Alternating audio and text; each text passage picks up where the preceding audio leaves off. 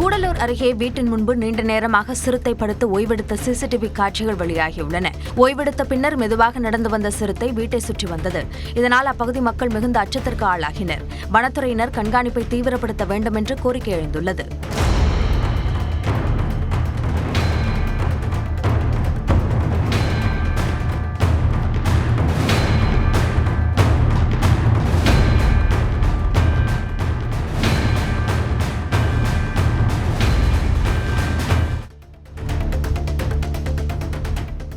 திருவாரூர் மாவட்டம் கோட்டூரில் மொபைல் கடையில் செல்போன் கடை இளைஞர்கள் திருடிய சிசிடிவி காட்சி வெளியாகியுள்ளது. பேட்டரி வாங்குவதாக வந்த இருவரும் மொபைல் கடையில் சர்வீஸ் செய்ய வைத்திருந்த 2 ஆண்ட்ராய்டு போன்களை திருடிச் சென்றனர். இது தொடர்பான காட்சிகள் சிசிடிவியில் பதிவாகியுள்ள நிலையில் காவல்துறையினர் விசாரித்து வருகின்றனர்.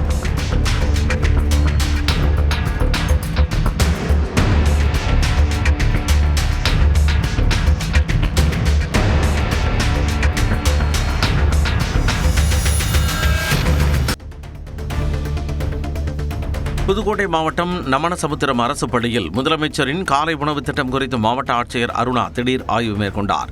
பள்ளியில் சமைக்கப்பட்ட உணவை நேரில் சுவைத்து பார்த்த அவர் அதன் தரத்தை ஆய்வு செய்ததுடன் மாணவர்களிடமும் உணவின் தரம் குறித்து கேட்டறிந்தார். அப்பொழுது மாணவர்களுக்கு பதிலாக சமையலர் விளக்கமளிக்க முயன்றதால் மாணவர்களே பதிலளிக்க வேண்டும் என ஆட்சியர் அறிவுறுத்தினார்.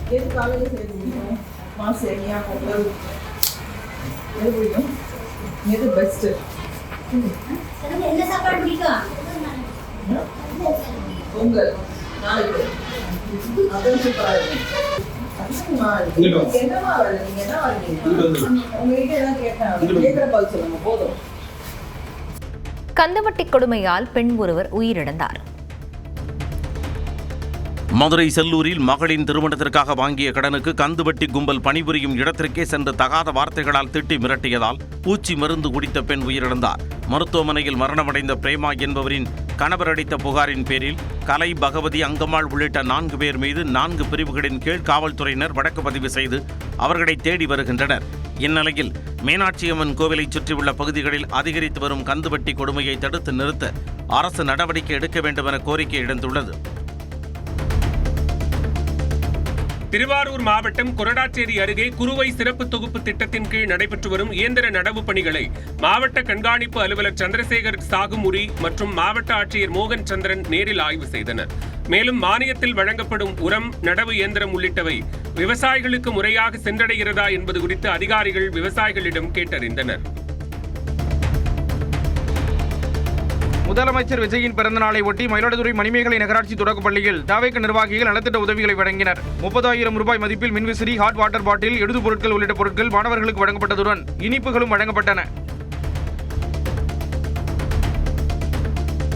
திருப்பத்தூர் மாவட்டம் வாணியம்பாடி அருகே தமிழ்நாடு ஆந்திர எல்லையில் உள்ள வாகன சோதனை சாவடிகளில் திருப்பத்தூர் மாவட்ட காவல் கண்காணிப்பாளர் அக்ஷய் அனில் வாக்கரே திடீரென்று ஆய்வு மேற்கொண்டார். அப்போது வெளி மாநிலங்களில் இருந்து வரும் அனைத்து வாகனங்களையும் தீவிரமான சோதனை செய்ய காவல்துறைக்கு உத்தரவிட்டார்.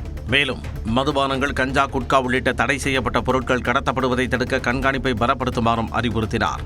சந்தேகத்திற்கிடமான நபர்கள் மற்றும் வாகனங்கள் மீது தொடர்ந்து கண்காணிப்பு மேற்கொண்டு காவல்துறையினர் எப்பொழுதும் விழிப்புடன் செயல்பட வேண்டும் என்றும் மாவட்ட காவல் கண்காணிப்பாளர் வலியுறுத்தியுள்ளார்.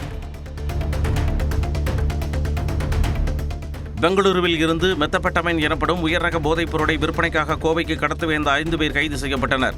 கருமத்தம்பட்டி 4 சாலை மேம்பால பகுதியில் காவல்துறையினர் மேற்கொண்ட வாகன தணிக்கையின் பொழுது இவர்கள் சிக்கினர். இவர்களிடமிருந்து 3 லட்சம் ரூபாய் மதிப்புடைய 70 கிராம் மெத்தப்பட்டமைன் பறிமுதல் செய்யப்பட்டது. கள்ளக்குறிச்சி அருகே வடக்கநந்தல் பேரூராட்சியில் விவசாய நில மேம்பாட்டிற்காக ஏரிகளில் அள்ளப்படும் வண்டல் மண் விதிமுறைகளை மீறி தனியார் மனைப்பிரிவுகளுக்கு விற்பனை செய்யப்படுவதாக பொதுமக்கள் குற்றம் சாட்டியுள்ளனர். விவசாயிகளின் பெயரில் இயற்கை வளங்கள் வணிக நோக்கத்திற்காக சுரண்டப்படுவதாகவும் இதை வருவாய்த்துறை அதிகாரிகள் தடுத்து நடவடிக்கை எடுக்க வேண்டும் என்றும் வலியுறுத்தியுள்ளனர். மேலும் மண் ஏற்றிச் செல்லும் வாகனங்களால் விபத்து அபாயமும் அதிகரித்துள்ளதாக தெரிவிக்கப்பட்டுள்ளது.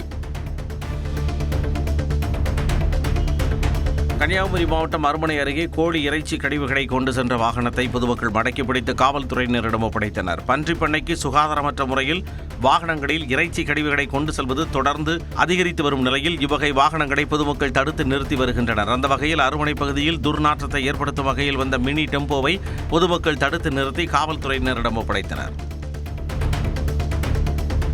கோவை பேரூர் பகுதியில் வாழை மர இலைகள் வெயில் காரணமாக பழுப்பு நிறமாக மாறியுள்ளதால் விவசாயிகள் வேதனை அடைந்துள்ளனர். இந்த பகுதிகளில் ஆடி மாத கோயில் திருவிழாக்கள் உள்ளிட்டவற்றை எதிர்நோக்கி வாழை இலை சாகுபடியில் விவசாயிகள் ஈடுபட்டிருந்தனர். இந்நிலையில் கடந்த சில நாட்களாக நிலவி வரும் கடுமையான வெயிலின் காரணமாக வாழை இலைகள் காய்ந்து பழுப்பு நிறமாக மாறி வருகின்றன.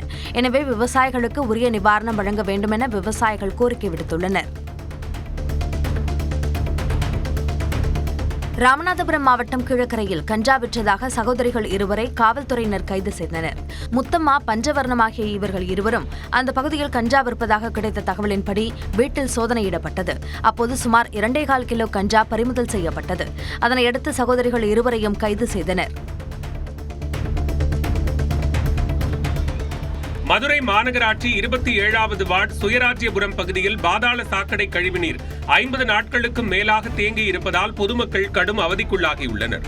பலமுறை புகார் அளித்தும் நடவடிக்கை எடுக்கப்படாததால் கோரிப்பாளையம் சாலையில் பொதுமக்கள் மறியல் போராட்டத்தில் ஈடுபட்டனர். அதிகாரிகள் பேச்சுவார்த்தை நடத்தி கழிவுநீரை அகற்ற விரைந்த நடவடிக்கை எடுக்கப்படும் என உறுதியளித்ததைத் தொடர்ந்து போராட்டம் கைவிடப்பட்டது. கன்னியாகுமரி மாவட்டத்தில் உணவு பாதுகாப்புத் துறையினர் நடத்திய சோதனையில் 10 கிலோ புகையிலை பொருட்கள் பறிமுதல் செய்யப்பட்டன. 46 கடைகளில் ஆய்வு நடத்தப்பட்டு இவை பிடிபட்டன. இதில் 3வது முறையாக குற்றம் புரிந்த கடைக்கு 1 லட்சம் ரூபாயும் மற்ற 2 கடைக்கு 25,000 ரூபாயும் அபராதமாக விதிக்கப்பட்டது. தென்காசி மாவட்டம் கடையநல்லூரில் அரசு பேருந்தில் 9 சவர நகையை திருடியதாக இளம்பெண் கைது செய்யப்பட்டார். தென்காசி மாவட்டத்தைச் சேர்ந்தவரான தீபா அரசு பேருந்தில் பயணித்தபோது அவரது கையில் இருந்த சுமார் 9 சவர நகைகள் திருடு போயின. இது தொடர்பாக அளிக்கப்பட்ட புகாரில் விசாரணை மேற்கொண்ட காவல்துறையினர் செங்கம் பகுதியைச் சேர்ந்த சத்யா என்பவரை கைது செய்து நகைகளை பறிமுதல் செய்தனர்.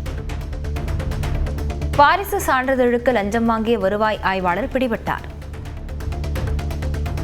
திருச்சி மாவட்டம் மணப்பாறை அருகே வாரிசு சான்றிதழ் வழங்க 4,000 ரூபாய் லஞ்சம் வாங்கிய வருவாய் ஆய்வாளர் கைது செய்யப்பட்டார். அரசங்குளம் பகுதியைச் சேர்ந்த ஈஸ்வரி என்பவர் வாரிசு சான்றிதழ் பெற விண்ணப்பித்திருந்த நிலையில் பெரியவெட்டி வருவாய் ஆய்வாளர் ஹேமலதா 4,000 ரூபாய் லஞ்சமாக கேட்டதாக கூறப்படுகிறது. இதுகுறித்து புகார் அளிக்கப்பட்ட நிலையில் லஞ்ச ஒழிப்பு காவல்துறையினர் லஞ்ச பணத்தை கொடுக்க வைத்து வருவாய் ஆய்வாளரை கையும் கடவுமாக கைது செய்தனர். மக்கள் தொகை கணக்கெடுப்பை முன்னிட்டு சீர்காழியில் சுய கணக்கெடுப்பு குறித்த விழிப்புணர்வு நிகழ்ச்சி நடைபெற்றது. பேருந்துகள், ஆட்டோக்களில் விழிப்புணர்வு ஸ்டிக்கர்கள் ஒட்டப்பட்டதுடன் பொதுமக்களுக்கு துண்டு பிரசுரங்கள் வழங்கி சுய கணக்கெடுப்பில் பங்கேற்க வருவாய்த்துறை அதிகாரிகள் விழிப்புணர்வு ஏற்படுத்தினர்.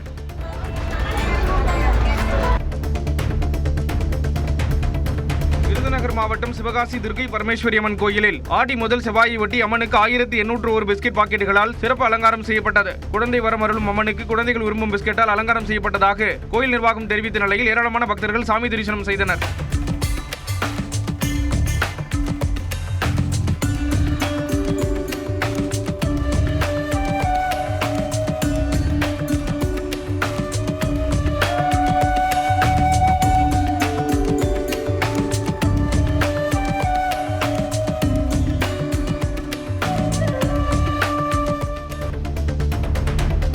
குடும்ப பிரச்சனை தொடர்பான வழக்கில் அமைச்சர் மரிய வில்சன் மற்றும் அவரது சகோதரருக்கு இடையே சமரச பேச்சுவார்த்தையில் உடன்பாடு எட்டப்படவில்லை. சென்னை உயர்நீதிமன்ற சமரச தீர்வு மையத்தில் 2வது முறையாக இருவரும் ஆஜராகி பேச்சுவார்த்தை நடத்தினர். இருப்பினும் உடன்பாடு எட்டப்படாததால் வரும் 28ஆம் தேதி மீண்டும் ஆஜராக சமரச தீர்வு மையம் உத்தரவிட்டு விசாரணையை ஒத்திவைத்துள்ளது. அடுத்த 28ஆம் தேதிக்கு முன்னால் இந்த வழக்கு நல்ல முடிவுக்கும் நல்ல ஒரு தீர்வாகவும் செயல்படும் என்பதை நாங்கள் தெரிவிக்கிறோம்.